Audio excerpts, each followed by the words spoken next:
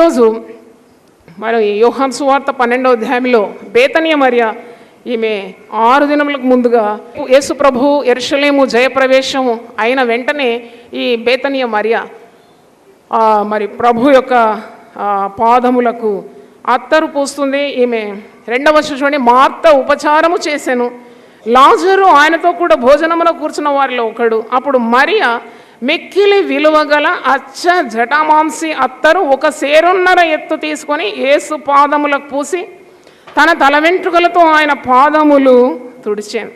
అంటే సాధారణంగా పాదములకు నీళ్ళు ఇస్తారు కడగడానికి, కానీ మరి ఇక్కడ యేసు ప్రభువును ఆమె ఎంతగా ఆరాధిస్తుంది, ఎంతగా ప్రేమిస్తుంది. మనకందరికీ తెలుసు, యేసు ప్రభు పరిచర్యలో అలసిపోయినప్పుడు మరియా మార్త లాజరు ఉన్న గృహానికి వెళ్ళి తన అలసట తీర్చుకునేది. మార్త ఎప్పుడు కూడా ప్రభువుకు ఉపచారం చేసేది. మరియా యేసు ప్రభు పాదముల యొద్ద కూర్చొని ప్రభు చెప్పే బోధలు వినేది. ఇలాగూ చాలా సన్నిహిత సంబంధం కలిగిన ఈ కుటుంబంలో ఈ ఘనకార్యము మరియ చేయడం మనం చూస్తున్నాం. అచ్చ జటామాంసి అత్తరు 1 సేరున్నర ఎత్తు అని ఇక్కడ ఉంది. అంటే 1 సంవత్సరం అంతా కష్టపడిన సంపాద్యానికి తూలంగా ఉంది, సమతులంగా ఉందని చరిత్రకారులు అంటున్నారు. అంటే ఇంత డబ్బులు వ్యయం చేసి అంతగా ప్రభు మీద ఉన్న ప్రేమను ఆమె ప్రదర్శిస్తుంది. తల వెంట్రుకలు అన్నప్పుడు ఒక స్త్రీకి చాలా it's a crown for her body. ఏంటంటే ఆమెకు ఎంత మరి శిరోజాలంటే అంత అందంగా కనబడుతుంది, అంత ఘనంగా కనబడుతుంది ఒక స్త్రీ. ఆ ఘనతను ఆమె ఊడదీసేసి ఆ ప్రభు యొక్క పాదాలు తుడవడం అంటే ఆమె ఎంత తగ్గింపుతో ప్రభు ఎంత గొప్పవాడని ఆమె ఆరాధిస్తుంది, ఎంతగా ఆమె మిక్కటంగా ప్రభువును ప్రేమిస్తుందని మనకు ఇక్కడ అర్థమవుతుంది. ఆ ఇల్లు అత్తరు వాసనతో నిండాను. అత్తరు బుడ్డి పగలగొడుతుంది. ఈ 3 స్త్రీలు కూడా నేను ఒకటి గమనించినాను ఏంటంటే, అత్తరు బుడ్డి వారు ప్రభు పాదాల దగ్గర వచ్చి పగలగొట్టడం, దాని మూత ఊడదీసి కొద్దిగా అత్తరు పూయడం కాదు. అంటే అత్తరు సీసా ఎంత అందంగా ఉన్నా, ఎంత ప్రశస్తమైందా, ఆ అత్తరు ఎంత ఖరీదైనా అది ఆమె ప్రభు పాదాల దగ్గర పగలగొట్టడానికి ఉన్న సిద్ధ మనసు మనకు అర్థమవుతుంది. అంటే she is prepared to give anything for the Lord even though it is very precious. చాలాసార్లు ప్రభువుకి ఇవ్వడంలో మనం వెనుకాడుతూ ఉంటాం. ఈ స్త్రీలు ఈ విధంగా అత్తరుతో ప్రభువును ఆరాధించినప్పుడు నాకు అనిపిస్తుంది, never go back in giving the best to the lord. చాలా ప్రశస్తమైంది మనం పెట్టుకుంటాం, కొద్దిగా అలకగా ఉండేది మరి ప్రభువుకి ఇవ్వడానికి మనం సిద్ధమవుతాం. కానీ when you give away your best, God will give his best. దేవునికి స్తోత్రం. ఎప్పుడైతే నీ విలువైంది నీవు ఇస్తావో, దేవునికి విలువైంది నీకు దేవుడు ఇస్తాడని చెప్పగలం. మరి ఇక్కడ ఒక అతనికి చాలా బాధ కలుగుతుంది. ఆయన శిష్యుల్లో ఒకడు, 4వ వచనం చూడండి, ఆయన శిష్యుల్లో ఒకడు అనగా ఆయనను అప్పగింపనయ్యున్న ఇస్కరియోతు యూదా. బాధ వానికి కలిగింది. యేసు ప్రభు శిష్యుల్లో 12 మందిలో ఒకడు. 3.5 సంవత్సరాలు యేసు ప్రభుతో కలిసి పనిచేసినవాడు, పరిచర్యల్లో సహకరించినవాడు, యేసునామంలో రోగులను బాగు చేసినవాడు, దయ్యములను వెళ్ళగొట్టినవాడు. ఎందుకంటే యేసు ఈ 12 మందికి కూడా శిష్యరికంలో అధికారం ఇచ్చినాడు. అధికారంతో ఎన్నెన్నో అద్భుతాలు కూడా చేసినాడు, ప్రభు చేసే మహిమ కార్యాలు కూడా చూసినాడు. కానీ ఈ స్త్రీ ఆరాధిస్తుంది ప్రభువుని అన్నప్పుడు అతను గిట్టలేదు, హృదయము సరిగా లేదన్నమాట. చూడండి, మన హృదయం ఎప్పుడు కూడా దేవుని దృష్టిలో సరిగ్గా ఉండాలి. నీ హృదయం సరిగా లేకుంటే నీకు తెలవకుండా నువ్వు చేయరాని కార్యములు చేయడానికి నువ్వు అప్పగింపబడతావు. వాక్యంలో ఉంది, రోమీలకు రాసిన పత్రిక 1వ అధ్యాయంలో మీరు చూసినప్పుడు, వారు తమ హృదయంలో దేవునికి చోటియ్యలేదు గనుక చేయరాని కార్యములు చేయుటకు దేవుడు వారిని భ్రష్ట మనసుకు అప్పగించాను అని రోమీలకు రాసిన పత్రిక 1వ అధ్యాయం 28వ వచనంలో ఉంది. అంటే we should be very careful what is entering our hearts and minds. చాలాసార్లు ఇల్లు దులుపుకుంటాం, మరి సామాన్లన్నీ చక్కగా చదిరి పెట్టుకుంటాం, కానీ మన గుండె సదురుకోం. హృదయంలో ఎంత చెత్త చెదారం ఉంటుంది, అది శుద్ధి చేసుకోవాలి. ఒక దుర్మార్గుడు యూదా అక్కడ అడ్డు పలుకుతున్నాడు. ఏమంటున్నాడంటే, ఈ అత్తరు ఎందుకు 300 దేనారములకు అమ్మి బీదలకు ఇయ్యలేదు. సంఘాల్లో కూడా ఉంటారండి ఇటువంటి వాళ్ళు, పని చెయ్యరు, చెయ్యనియ్యరు. కొన్నిసార్లు అంత ఆసక్తితో పని చేద్దామని, దేవుని కొరకు మంచి కార్యాలు చేయాలని కొందరు ఆసక్తితో ఉన్నప్పుడు అడ్డు బలుకుతూ ఉంటారు, అభ్యంతరాలు తెచ్చిపెడుతూ ఉంటారు. చాలా జాగ్రత్తగా ఉండాలి. దైవ కార్యాలకు అడ్డు వచ్చే వారికి దేవుడు తప్పకుండా శిక్షణ ఇస్తాడు, మొత్తుతాడు అన్నమాట. ఎందుకంటే దైవ కార్యాలకు ఎప్పుడు అడ్డుగా నిలబడదు. నీకు చేతగానంటే పక్కన నిలబడు, కానీ చేసేవారిని నిరుత్సాహపరుస్తూ దానికి ఆటంకంగా ఉంటే తరములకు ఉంటుంది ఆ శాపం. అసలు యూదాను ఎవరు శిక్షించినారండి? No one need to punish Judah, he got punished by himself. అంటే చూడండి, మీరు గమనిస్తే యేసు ప్రభువుకు 12 మంది శిష్యుల్లో ఈ ఒక్కడే ఆత్మహత్య ద్వారా మరణించినాడు. తక్కిన వారందరూ ప్రభు కొరకు సాక్షులుగా, హతసాక్షులుగా, 10 మంది హతసాక్షులుగా వారు ప్రాణాలు ప్రభువు కొరకు అర్పించినారు. ధనాశ సమస్త కీడునకు మూలం, సమస్త కీడునకు మూలం. చూడండి, ధనమును నమ్ముకుని వాడు పాడైపోతాడని సామెతల గ్రంథం 11:28 ఉంది.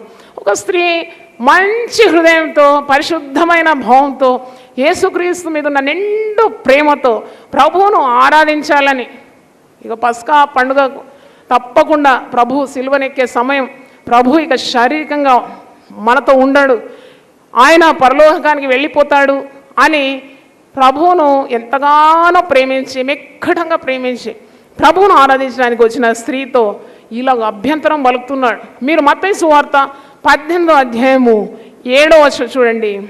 మాథ్యూ 18:7. అభ్యంతరముల వలన లోకమునకు శ్రమ, అభ్యంతరములు రాక తప్పవు కానీ ఎవని వలన అభ్యంతరములు వచ్చునో ఆ మనుషునికి శ్రమ. ఆ మనుషునికి శ్రమ. వాడు ఎప్పుడు అభ్యంతరాలు పలుకుతున్నాడు. చాలా జాగ్రత్తగా ఉండాలి. ఈ వాక్యం చదివి దేవుడు ఒకవేళ పరిశుద్ధాత్మ దేవుడు మీ హృదయాలను తాకితే తప్పకుండా మీ తప్పు ఒప్పుకొని దాన్ని వదిలిపెట్టాలి.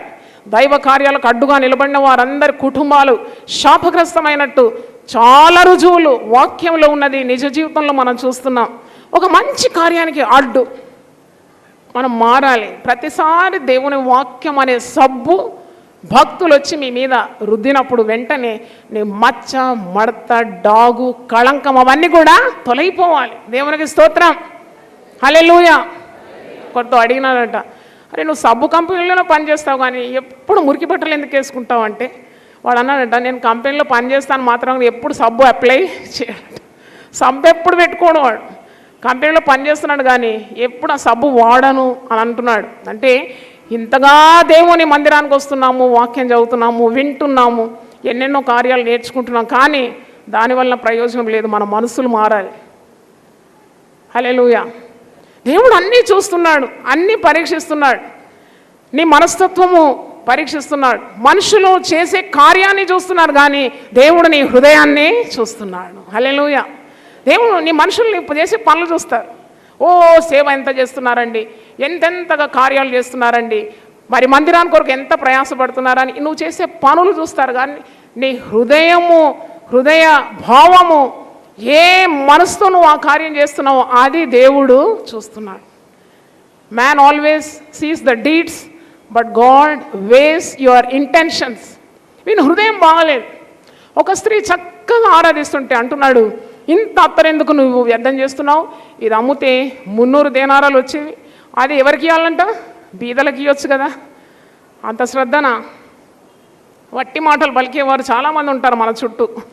They don't intend anything, they don't mean anything, but they keep yapping మాట్లాడుతూ చేసేవారిని అభ్యంతరపరిచేవారు ఉంటారు. చాలా జాగ్రత్తగా ఉండాలి. ఈరోజు ప్రభు మనందరితో మాట్లాడుతున్నాడు. నువ్వు సేవ చేయకున్నా పర్వాలేదు కానీ చేసేవారికి అభ్యంతరంగా ఉండకూడదు. ఈ యూదా అలాంటి పని చేసి పతనమైపోయినాడు. భయంకరమైన చావు అతన్ని ఎదుర్కొంది.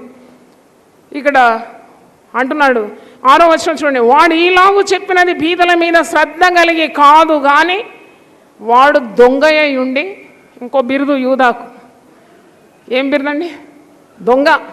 దొంగ అని, ద్రోహి అని, మోసగాడని, వంచకుడని, ఇవన్నీ పేర్లు ఉన్నాయి. నాశనపుత్రుడని వాక్యంలో చాలా మార్లు ఇతని పేర్లుంది. వాడు దొంగయి ఉండి తన దగ్గర డబ్బు సంచి ఉండి నన్ను అందులో వేయబడినది దొంగలించు వచ్చాను గనుక అలాగూ చెప్పాను.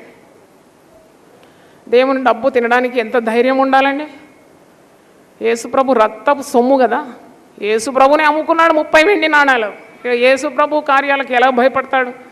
ఎవరో కష్టపడిన కష్టార్జితం చెమట డబ్బు, అది యేసు రక్తపు సొమ్ము ప్రభు యొక్క కార్యాలకు తెచ్చిస్తున్నారు, దాన్ని దుర్వినియోగం చేస్తున్నారు. శాపాన్ని కొని తెచ్చుకుంటున్నారు, ఇంటికి కొని తెచ్చుకోవడం అన్నమాట. అంటే దేవుడు చూస్తున్న దేవుడని, అగ్నిజ్వాల వంటి నేత్రములు కలవాడనే భయము లేకుండా ఉన్నది. ఇక్కడ వీడు దొంగ, వీడు డబ్బు సంచి నుండి దొంగిలిస్తున్నాడు. బీదల మీద శ్రద్ధ ఉన్నందుకు ఈ మాట పలకలేదు, కానీ డబ్బు ఆశ మీద మరి ఈ మాటలు పలుకుతున్నాడని ఇక్కడ యోహాను సువార్తికుడు రాస్తున్నాడు. 7వ వచనం చూడండి. కాబట్టి యేసు, నన్ను పాతిపెట్టు దినమునకు ఆమెను దీనిని ఉంచుకొననీయుడి, బీదలు ఎల్లప్పుడూ మీతో కూడా ఉందురు కానీ నేను ఎల్లప్పుడూ మీతో కూడా ఉండను. బీదలు తప్పకుండా దేశంలో ఉంటారని, బీదలు లేని దేశం ఎక్కడుంది? ద్వితీయోపదేశకాండం 15:11 తప్పకుండా బీదలు ఉంటారు దేశంలో. బీదలను తప్పకుండా మనం శ్రద్ధ వహించి వారిని వారి మీద శ్రద్ధ చూపాలి. కానీ బీదలు ఉంటారు, యేసుప్రభు ఇంక ఉండడు కదా. యేసుప్రభువును ఆరాధించడం, దానికి బీదలను సహాయం చేయడం ఒక అడ్డుగా రాకూడదు కదా. He deserves all glory. ఆయన ఆరాధనకు యోగ్యుడై ఉన్నాడు కదా. మనము ఆయనను ఆరాధించే బద్దలమై ఉన్నాము కదా. దానికి బీదలకు సహాయం చేయడము అదెందుకు అడ్డుగా రావాలి? అంత జ్ఞానము ధనాశ కలిగిన యూదాకు లేకుండేది. మీరు మార్క్స్ వార్త 14వ అధ్యాయంలో మరి ఒక స్త్రీ గురించి, ఇది బేతనియా మరియా, మరి ఈ స్త్రీ కూడా ఇలాగూ అత్తరు, విలువగల అత్తరు, జటామాంసి అత్తరు బుడ్డి పగలగొట్టి యేసు ప్రభు తల మీద పోసేనని వాక్యంలో చూస్తున్నాము. 14వ అధ్యాయం మార్క్ 14. 2 దినములైన పిమ్మట పస్కా పండుగ. అదేమో 6 దినములకు ముందు, ఇది 2 దినములకు ముందుగా, పస్కా పండుగకు ముందుగా, అంటే సిలువ మరణానికి 2 దినాలు ముందుగా పులి అని రొట్టెల పండుగ వచ్చిన అప్పుడు ప్రధాన యాజకులను శాస్త్రులను మాయోపాయం చేత ఆయన ఎలాగ పట్టుకొని చంపుదుమా అని ఆలోచించుకొని చుండిరి. కానీ ప్రజల్లో అల్లరి కలుగునేమో అని పండుగల్లో వద్దని చెప్పుకునేది. ప్రభు పడిన శ్రమలు ఇంతంతనా? ప్రభు చరిత్ర చూస్తున్నప్పుడు ఎక్కడ సుఖం ఉండింది ప్రభువుకు? ప్రభు ఎంతగా దూషింపబడినాడు, ఎంతగా హింసింపబడినాడు. ఎప్పుడు శాస్త్రులు, పరిసయ్యులు, సద్దుకేయులు అడ్డుబండగా నిలిచినారు, హేళన చేసినారు. పరిచర్యలో వారు ముల్లుమలే ఉన్నారు. ఎన్నెన్ని బాధలు, హింసలు ప్రభు మరి శరీరధారిగా ఉన్నప్పుడు ఆయన అనుభవించినాడు. ఆయన ప్రభువులో నేను మరి నేర్చుకున్నది, అంటే నాకు అబ్బింది ఏంటంటే, ఏది ఏమైనా తండ్రి చిత్తాన్ని ఈ లోకములో నెరవేర్చాలి. హల్లెలూయా. అంటే at any cost he want just obey the heavenly father. మరణము పొందు వరకు విధేయత యేసు ప్రభు చూపెట్టినట్టు మనం చూస్తున్నాం. ఇక్కడ 3, ఆయన బేతనియలో కుష్ఠరోగి అయిన సీమోను ఇంట భోజనమున కూర్చుండి ఉన్నప్పుడు, అదేమో మార్తా మరియా లాజరు ఉన్న గృహము. ఇది బేతనియలో మరి యొక్క గృహము. ఇక్కడ కుష్ఠరోగి ఎందుకు పిలిచినాడు యేసు ప్రభువుని ఇంటికంటే? తప్పకుండా కుష్ఠరోగం నయమై ఉండొచ్చు ఆయనకు. యేసు ప్రభు వల్ల స్వస్థత కలిగిందని నేనైతే నమ్ముతున్నాను. లేకుంటే ఎందుకు పిలుస్తారండి? యేసు ప్రభు పరిచర్లో శుద్ధి పొందినాడు.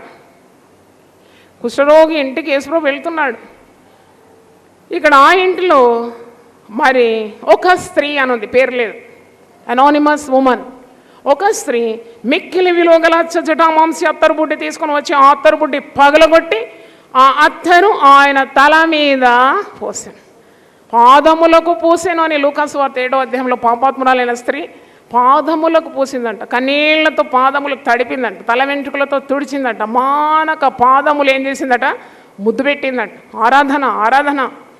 ఇక్కడ చూసినప్పుడు ఈ స్త్రీ మిగుల విలువగల అత్తరు, జటామాంసి అత్తరు బుడ్డి పగులగొట్టి ఆ అత్తరు ఆయన తల మీద పోసాను. ఎంత సంతోషమో. అయితే కొందరు కోపపడి, కొందరు అనున్నది ఇక్కడ. నేను ఈ 4 స్త్రీల గురించి చూసినప్పుడు ఒకదాని యూదాకు కోపం, ఇస్కరియోతు యూదా కోపపడుతున్నాడు. ఎందుకు ఇలా వ్యయం చేస్తున్నారు, బీదలకు ఇవ్వచ్చు కదా అంటున్నాడు. ఇక్కడ కొందరు ఎవరు ఉంటారు? నాకు అనిపిస్తుంది తప్పకుండా శిష్యులే ఉంటారు. వారు కూడా కోపపడుతున్నారు, వారికి కూడా ఇష్టం కాలేదు. ఈ అత్తరు ఈలాగు నష్టపరచని ఈ అత్తరు 300 దేనారముల కంటే ఎక్కువ వెలకామె బీదలకి ఇవ్వచ్చు, ఆమెను గురించి సణుక్కొని సణుగుడు గుణుగుడు ఏ మంచి కార్యం చేసినా తప్పకుండా ఉంటుంది. So she has done such a great thing, blessed thing. She is worshipping Jesus. మరి అక్కడ ఒక అడ్డు, అక్కడ కొందరు సణుగుతున్నారంట, గుసగుసలు. కానీ ఈ స్త్రీలో ఎంత ప్రేమ భావం ఉందంటే, ఎంత ఆరాధన భావం ఉందంటే వాటిని లెక్క పెట్టడం లేదు. తల మీదనే యేసు ప్రభు తలనే అభిషేకించింది స్త్రీ. తర్వాత ప్రభు ఏమంటున్నాడు చూడండి, 6వ వచనం.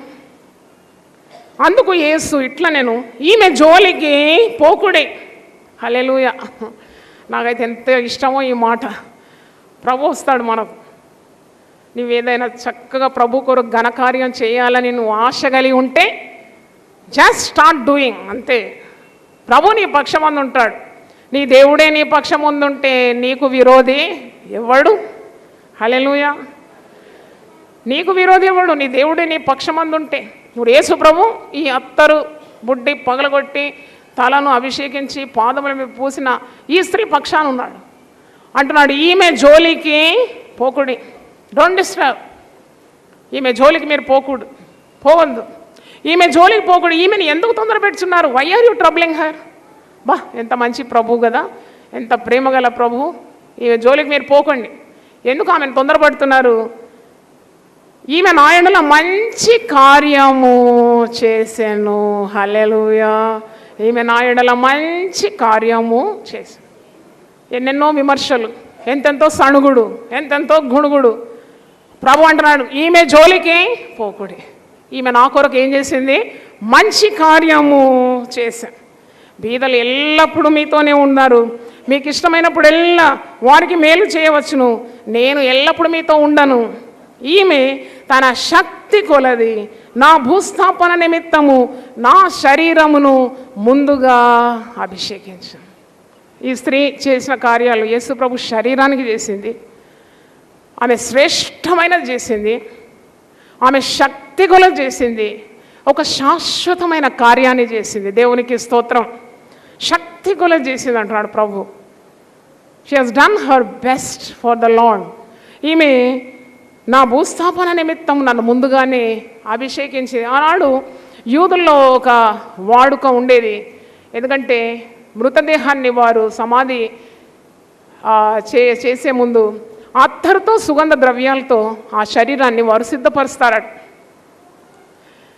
అలాంటి పని అంటే మరణానికి ముందే, ఆ మరణానికి చిహ్నంగా యేసు ప్రభువును ముందుగా ఈ స్త్రీ అభిషేకించింది. ప్రభు అంటున్నాడు 9వ వచనం, అందరూ గమనించండి. 9వ వచనం, మార్కు సువార్త 14:9. సర్వలోకములో ఎక్కడ ఈ సువార్త ప్రకటింపబడునో అక్కడ ఈమె చేసినదయో జ్ఞాపకార్థముగా ప్రశంసింపబడునని మీతో నిశ్చయముగా చెప్పుచున్నాను. హల్లెలూయా, హల్లెలూయా, హల్లెలూయా. ఆమె అంటుంది, ప్రభు అంటున్నాడు సర్వలోకములో, ఆల్ ద వరల్డ్, సర్వలోకంలో ఎక్కడ ఈ సువార్త ప్రకటింపబడునో అక్కడ ఈమె చేసినదియో జ్ఞాపకార్థంగా ప్రశంసింపబడునని మీతో ఎలా చెప్తున్నాను?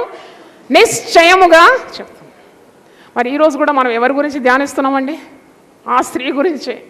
ఇంతమంది మన సమయాలన్నీ వెచ్చించి వాక్య భాగము ఆ యొక్క అత్తరు చేత పాదములకు పూసి తలను అభిషేకించిన ఆ స్త్రీని ప్రశంసిస్తూ ఆమెను గూర్చి మనం వాక్యం ధ్యానిస్తున్నామంటే నిజముగా ఆ స్త్రీ ధన్యురాలైపోయింది. హల్లెలూయా. మరి ఈరోజు మనము ఏం నేర్చుకుంటున్నాము? ఈ యొక్క పరిశుద్ధ వారంలో ఈ స్త్రీ చేసిన ఘనకార్యం గురించి మనము ఏమి నేర్చుకోవాల్సిన సత్యాలు ఉన్నాయంటే, ఒకటి, నువ్వు దేవుణ్ణి మిక్కటంగా ప్రేమించాలి. Love God with all your heart. నీ పూర్ణ హృదయంతో, నీ పూర్ణ వివేకంతో, నీ పూర్ణ బలముతో దేవుణ్ణి ఏం చేయాలి? ప్రేమించాలి. ఈమె తన శక్తి కొలది చేసింది. చిరస్థాయిగా ఉండే కార్యం చేసింది. శాశ్వతంగా నిలిచిపోయే ఒక కార్యం చేసింది. ఆమె శ్రేష్టమైన కార్యం చేసింది. శక్తి కొలది, శ్రేష్టమైనది, శాశ్వతమైనది యేసుప్రభు శరీరానికి చేసి ధన్యురాలైనట్టు మనం చూస్తున్నాం. దేవుని ఆరాధించాలి. We have to worship God. నేనైతే నేర్చుకున్నాను, ఈమె యేసుప్రభుని ఆరాధిస్తుంది. ఆరాధనతోనే ప్రభు పాదాలకు అత్తరు పూసి తల వెంట్రుకలతో తుడుస్తుంది, ముద్దు పెట్టుకుంటుంది, తలను అభిషేకిస్తుందంటే ఆరాధన, ఆరాధన, ఆరాధన. ప్రార్థన ఎక్కువగా ఉంటుంది మనకు, కానీ దేవుని ఆరాధించి పాటలు పాడి స్తుతించి ఘనపరిచి మహిమపరిచి పనులు మర్చిపోతాం. ఎప్పుడు అడుక్కోవడమే కదా, అడుక్కోవడం కానీ దేవునికి ఇవ్వడము మనకు చేతగాని పనిగా మారిపోతుంది కొన్నిసార్లు. So you have to give to the lord. దేవుని ఆరాధిస్తుంది, ఇస్తుందన్నమాట. స్తుతులు, ఆరాధన, ఘనత ప్రభుకు ఆమె ఆరోపిస్తున్నట్టు చూస్తున్నాం. ఇంకోటి మనం నేర్చుకోవాల్సింది, మనుషులు పెట్టు నిందకు భయపడకూడదు. యెషయా 51:7 ఉంది, మీరు మనుషులు పెట్టు నిందకు భయపడకూడే. దైవ కార్యాలు చేసేటప్పుడు నీకు అనేకమైన ఆటంకాలు వస్తుంది, అనేకమైన అడ్డులు వస్తుంది, అభ్యంతరములు పలికేవారు ఉంటారు, ఇంటా ఉంటారు, బయట ఉంటారు. మనం కూడా బయట ప్రపంచంలోనే మనకు విరోధులు ఉంటారు, నీ పక్కనే ఉంటారు, నిన్ను ముట్టకాయ వేసి నెట్టి కిందికి అణచడానికి ఎన్నెన్నో మాటలు మాట్లాడతారు. నీ బంధువుల్లో ఉంటారు, నువ్వు కట్టుకున్న వారిలో ఉంటారు, నువ్వు కన్న పిల్లల్లో ఉంటారు విరోధులు, నీ సంఘంలో ఉంటారు, నువ్వు ఉద్యోగ స్థలంలో ఉంటారు, నిందలు పెడుతూ ఉంటారు. ప్రభు కొరకు మంచి కార్యం చేస్తుంటే వారికి గిట్టక అసూయ చేత ఎన్నో మాటలు మాట్లాడతారు. కానీ వెంటనే ఈ స్త్రీని నువ్వు గుర్తం చేసుకోవాలి, ఈమె నా కొరకు ఒక మంచి కార్యము చేసింది, ఈమె జోలికి పోకుడి. ప్రపంచంలో సర్వలోకంలో ఎక్కడ ఈ సువార్త ప్రకటింపబడునో అక్కడ ఈమె చేసిన పని జ్ఞాపకార్థంగా ప్రశంసింపబడునని యేసు ప్రభువు నిశ్చయముగా పలుకుతున్నాడు. తర్వాత ధనము నమ్ముకోవద్దని ఒక పాఠం. నీ హృదయం ఎక్కడున్నది ఈరోజు? శారీరకంగా ఇక్కడున్నావు, ధనము హెచ్చిందంటే ఇక మనసంతా దేని మీద? ధనం మీద. అందుకే అంటాడు, తగుమాత్ర వస్త్రాలు, తగినంత ఆహారం ఉంటే చాలని భక్తులు ప్రార్థిస్తారు. ఎక్కువైతే మనసు అంతా ధనం మీద వెళ్ళిపోతుంది. యూదా మనసు ధనం మీద ఉంది, ఈ స్త్రీ మనసు దేవుని ఆరాధించడానికి సిద్ధమై ఉన్నది.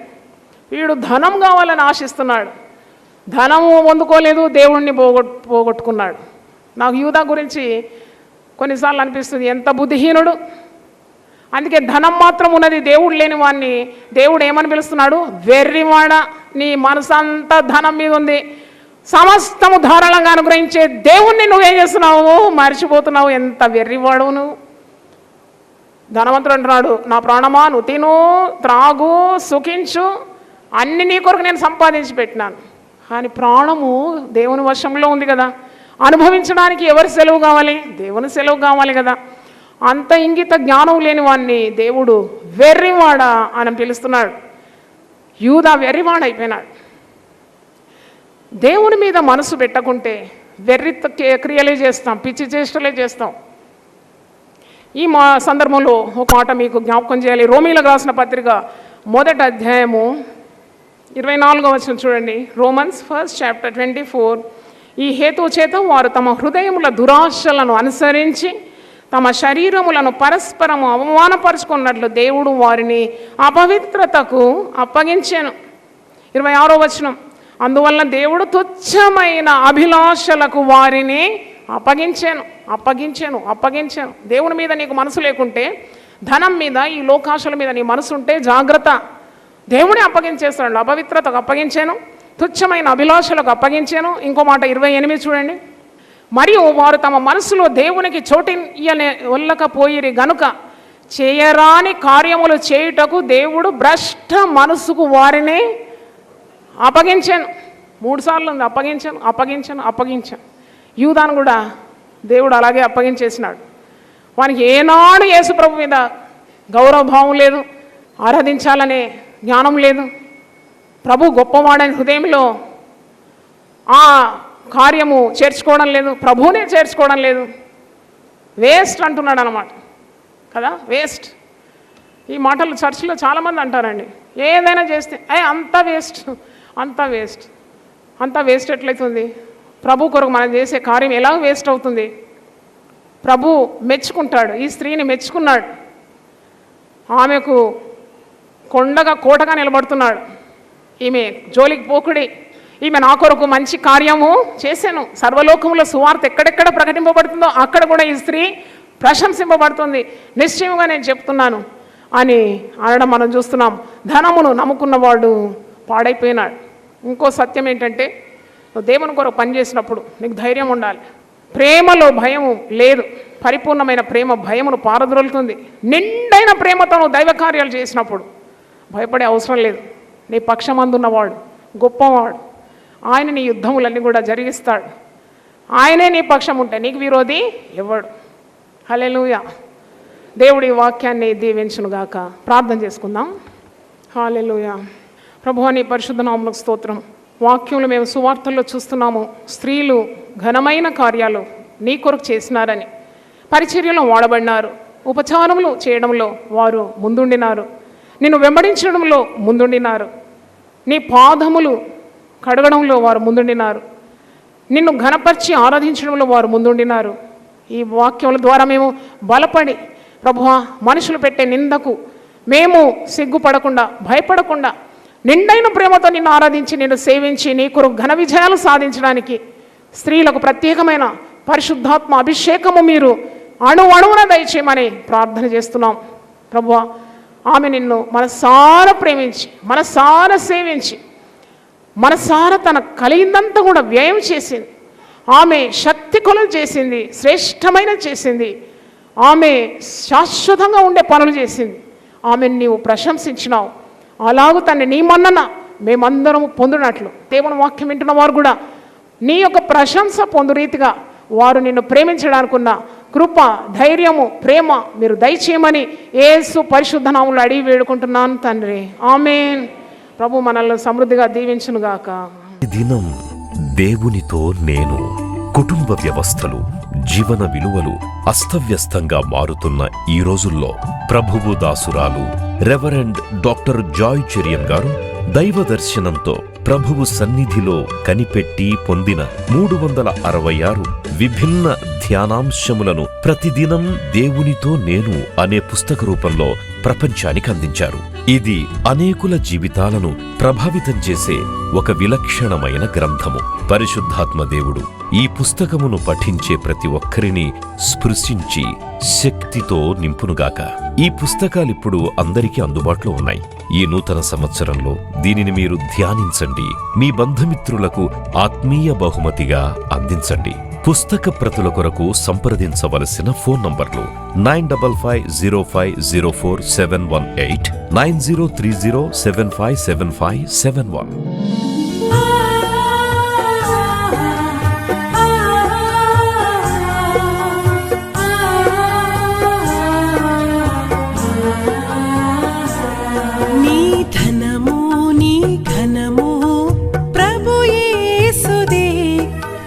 దశమా భాగమునీయ వెనుదీతువా. నీ ధనము నీ ఘనము ప్రభు యేసుదే, నీ దశమా భాగమునీయ వెనుదీతువా. ధరలోన ధనధాన్యములనీయగా కరుణించి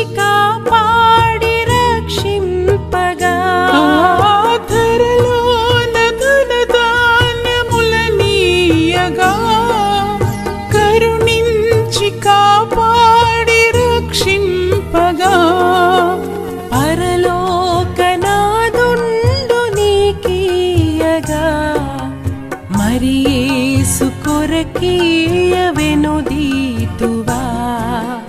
పరలోకనాథుండు నీకీయగా మరి యేసు కొరకీయ వెనుదీతువా.